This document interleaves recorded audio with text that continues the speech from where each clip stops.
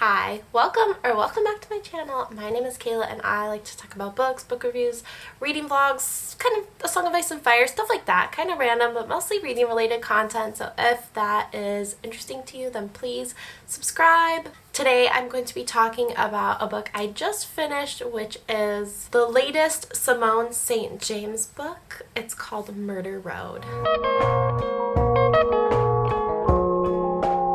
Okay, so I'm just going to do like a brief synopsis. I don't want to really get into it that much because I kind of feel like any amount of summarizing beyond the basic bare bones essentials is going to probably give something away, and I just don't know how to do that without spoiling. So I'm just going to give a really bare bones synopsis and then go right into my review, and then if I talk about spoilers I'll be warning that. So Murder Road by Simone St James. This book follows a main character named April, and she is a newlywed. She has just married somebody who she actually doesn't really know that well, and the book kind of opens with them on their way to the honeymoon. They're on their way, they end up turning onto this one road, and they see like this girl, this hitchhiker who looks like she's in trouble, and there's nobody else really around. It's a really deserted road, so they pull over and they're like, okay, like get in our car, we can help you, where are you heading to? And then after a minute or two in the car they realize she's injured. She's like really injured, and that's when another car starts coming up behind them. They're like, oh my gosh, like what's going on? And she's like, I'm so sorry, this guy is after me, and basically like the guy who did this to her is following them now. So they end up, the book opens with really quite a bang with this, and it gets right into the action with like this suspense building chase where they turn into the nearest little town to go to a hospital. Now this little town is called Cold Creek Falls or something like that, and so they turn into this little town and they get her to the hospital, but they don't really make it in time. She doesn't make it because she was really pretty more injured than they realized, and they do end up getting away from the guy who's like following them in the car, but they're like, what the heck is going on? And then when they take this girl into the hospital, it didn't even really occur to them, but the local police are obviously called because it's clear that somebody hurt this young woman. Anyway, that's where really the rest of the story takes place, is that they're stranded in this little town for a while as they are suspects, as they are investigated, and then as they in turn investigate, because they find out that actually on this road there have been a series of deaths, basically hitchhiker deaths like this. The thing that's kind of unique about them is that all of the deaths are not the same in the sense that they do not use the same weapons. There's some inconsistencies in that sense where it's like they're really sporadic timing. It'll just happen like every couple years. It's just really sporadic in the how and the when, but the where is the consistent thing, and they're all happening on this one road that they now realize is called like Atticus Lane or Atticus Junction, something like that. And so they kind of are sticking around mainly because they're like persons of interest with this latest killing death, but they're also they also get sucked into the town and the mystery and get really excited and not excited, I shouldn't say that. They get interested and invested in this entire mystery that's happening there, and that's what the rest of the book is. They don't end up going to their honeymoon, they end up staying in this town, and like they're both really drawn to investigating this, so they end up kind of doing that instead. I'm gonna just leave my synopsis summary there because I don't really know what else to add, but like just know that it's kind of a mystery, sort of cold case-ish book, and I feel like it's definitely in the same vein of other stuff by Simone St James if you've read other things. But I thought the Book of Cold Cases was good as well. I actually did, I think it was a review last year or the year before, whenever it came out, I did a review on that. I'll leave a link for it somewhere around here, but I'm just gonna get right into my thoughts on this book by the same author, Simone St James. I do generally like this genre with some caveats. This is just like a really hit and miss genre for me. Sometimes I just absolutely love it, and then other times I just am kind of rolling my eyes, because I think a lot of times authors who are really, really in this vein go for the biggest twists and turns, and it can end up in like really weird places that just don't really make sense. But then sometimes the twists and turns like make sense, they fit with the story, and that's really cool. Like, it's still a surprise, but it's, you know, it makes sense. And this was one that was a little bit in the middle for me. Kind of in the middle for me. Nothing crazy, fantastic that I would say you absolutely have to read, but definitely not bad. I actually really, really enjoyed the way the suspense was pretty steady throughout the book, and I also felt like there were a lot of open avenues to explore throughout the book that didn't feel forced. It felt like, well, of course there would be all of these people with this open mystery kind of course you would be a little bit suspicious of all of the people that you're meeting in this town. Of course, you know, so a lot of that just made sense within the context. And I really like that, like I said, the book immediately opens with honestly a lot of action, suspense, a little bit of thriller vibe. I mean, nothing crazy, but I like that it opens immediately with something happening, and that's what really got me into the book immediately. The mystery itself was just okay. So where it seems like this story kind of excelled was with a lot of the suspense building, a lot of the actual like incidences, but I think that the actual mystery itself left a little bit to be desired. I also just didn't feel super invested in either of the main characters, April and her new husband Eddie. They were like fine. They were just nothing that I like really needed to know what would happen for them. I just kind of wanted to know what would happen, period. So for me, it didn't feel character driven. It did feel plot driven.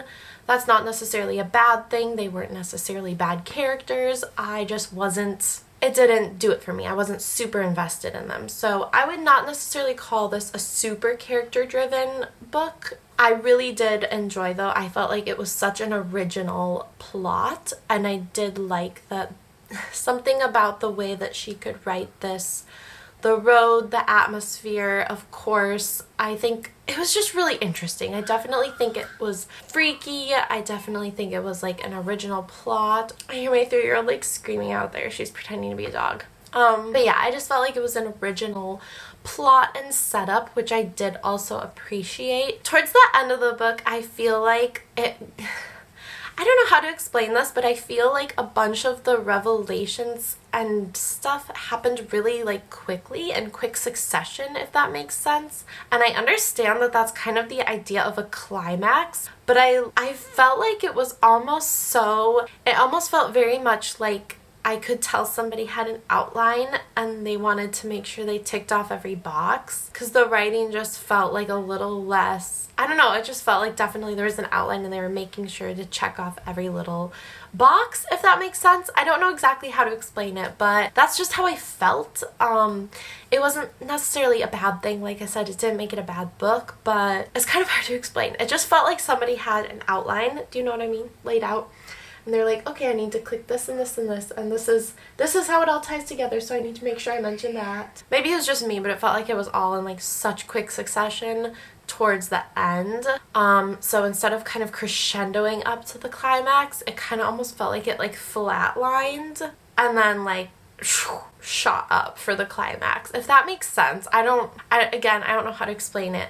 And it was a little bit weird because I felt like the book opened with such good pacing and the timing of the suspense was great, and then it kind of like flatlined and then it like shot up for the climax like a little bit intensely, but it was still like a pretty decent ending and a pretty decent resolution, so I'm not gonna like super split hairs about it. Those are some of my thoughts that are gonna be like the spoiler-free thoughts. I would say read it if you want to read it. If you're a fan of the genre, if you're a fan of the author, then you'll probably like it. I don't think I liked it as much as the Book of Cold Cases. I liked the Book of Cold Cases so much more. I felt like there was like a little more investment in the character, and I don't know if that was just that me personally I like that character better, or if I felt like that character, it just felt like that character had a lot more depth. Like the main character in the Book of Cold Cases felt like she had more depth. And we got backstory for April. Like, don't get me wrong, we got backstory, we got all of this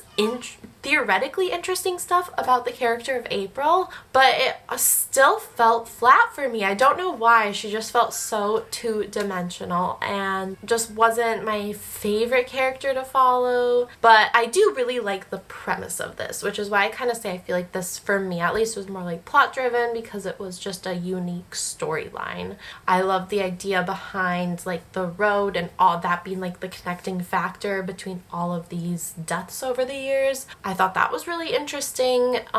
So I definitely liked the whole premise of the book, but the characters fell a little bit flat for me, and that's okay. I am going to talk a little bit about the ending now, so if you have not yet read it, just be warned. Big spoilers. I think the biggest reveal, if you will, was that the original hitchhiker who was murdered was Eddie's mom, which was April's husband's mom, and he was like adopted, and there was all of this, he didn't know who his real mom was. And I kind of felt like the whole time that was in the cards, like that seemed like a possibility, so that to me didn't feel like a crazy twist or turn that would make absolutely no sense. You kind of might think, oh, that's the reveal, but then the real twist is that her father was the one who murdered her, and they kind of put all the pieces together and they figure out that he's the one who murdered her. And basically all of the subsequent killings were her ghost like taking over people's bodies. And I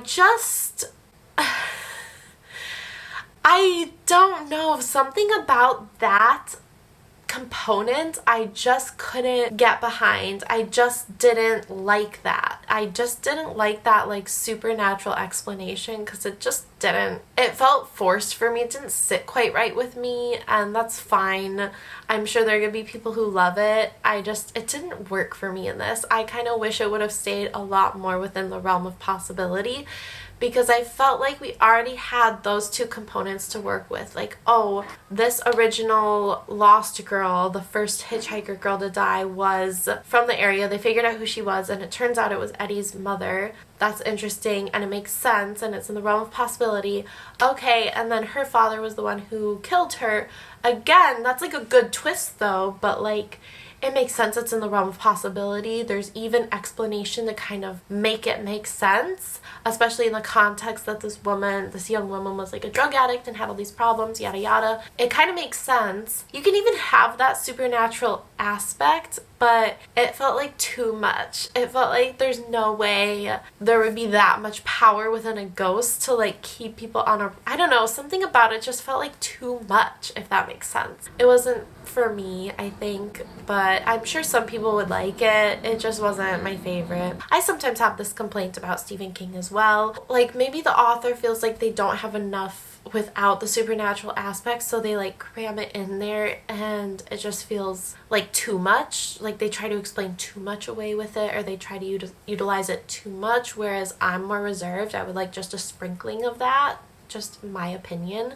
So yeah, I think that's the thing that I just really didn't love about it, because I thought, again, the ending was pretty good and the other reveals were like good and made sense, and just wasn't my favorite. But you let me know below if you've read this already, like what were your thoughts on kind of the whole like lost girl ghost, I guess, is behind all of this. Like, even that in and of itself isn't necessarily bad to me. It just felt like so over the top how much influence she seemed to have on all of these aspects of people, even like turning onto this road. Some people I'm sure probably loved that aspect, so I would just love to hear your opinion and get a little back and forth. But I can hear how stuffy my nose sounds right now, so I'm probably gonna end this review here, and you just let me know below. Thank you. Please like, please subscribe, all that stuff, and I will see you later. Bye.